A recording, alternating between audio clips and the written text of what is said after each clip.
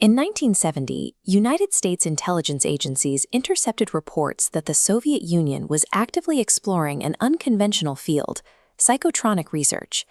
The documents indicated Moscow was directing 60 million rubles a year toward developing psychic capabilities for military applications. This intelligence triggered immediate concern within the CIA and the Defense Intelligence Agency. Analysts feared the emergence of an ESP gap between the two superpowers. Facing the prospect of an untraceable Soviet advantage, the U.S. military concluded it had to explore the human mind as a battlefield asset. The government launched a series of highly classified psychic intelligence programs, operating under rotating codenames like Scan8 and Grillflame. Despite the science fiction premise, the physical headquarters for these operations was decidedly bureaucratic. The unit was run out of an old, leaky wooden barracks at Fort Meade in Maryland. By 1991, these disparate efforts were consolidated into a single initiative known as the Stargate Project. To secure continued funding and operational clearance, the intelligence community needed to take an inherently unpredictable phenomenon and structure it into a reliable, measurable tool. The military contracted the Stanford Research Institute in California, bringing in physicists Russell Targ and Hal Puthoff to impose rigorous scientific standards on the project. They developed a methodology called coordinate remote viewing. The goal was to eliminate the skepticism, referred to internally as the giggle factor, associated with psychic claims. The core of this protocol was absolute isolation. The remote viewers were kept entirely blind to the targets to protect their confidence and prevent any subconscious guessing. Subjects were given nothing but geographic coordinates and asked to sketch or describe locations thousands of miles away.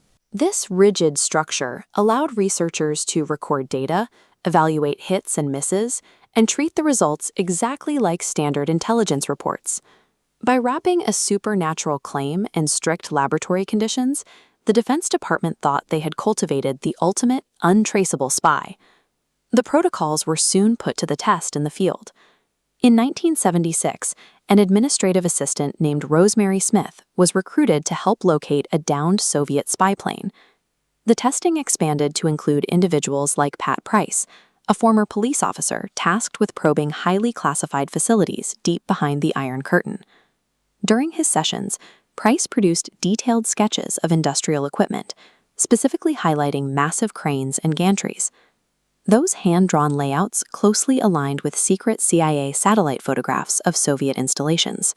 Project members reported other intelligence victories, claiming to have identified hidden assets, including a Soviet nuclear submarine docked in 1979.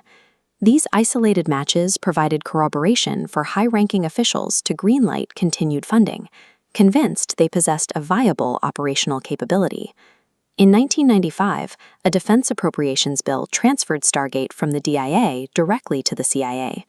The agency immediately commissioned an independent audit of the entire 20-year program. The review was conducted by the American Institutes for Research, leading to a stark division between evaluators Ray Hyman and Jessica Utz over the validity of the data. The program did have a scientific defense. The audit confirmed that under strict laboratory conditions, the experiments yielded statistically significant effects that could not easily be explained away. But operational field data was a different story. The evaluators identified a critical flaw known as subjective validation. The remote viewers produced overwhelming amounts of vague material, and judges who already knew what the target was were retroactively interpreting those ambiguous sketches as accurate hits. The core requirement of any intelligence asset is reliability. The audit demonstrated that the Stargate transcripts were too clouded by human bias to be trusted in a life-or-death military scenario. The CIA's final report was definitive. Across 2 decades and multiple conflicts, remote viewing had never yielded actionable information for a single operation. The $20 million initiative was abruptly canceled, and its existence, along with thousands of pages of files, was declassified. Officially, the United States government closed the book on the psychic arms race. Yet a contradiction remains in the public record. While terminating the operational unit, the reviewers acknowledged that a statistical anomaly persisted in the laboratory data, one they could not dismiss. Leaving a lingering question, did the intelligence community truly abandon a verified, unexplained phenomenon? Or did the search for the invisible spy simply go deeper into the shadows?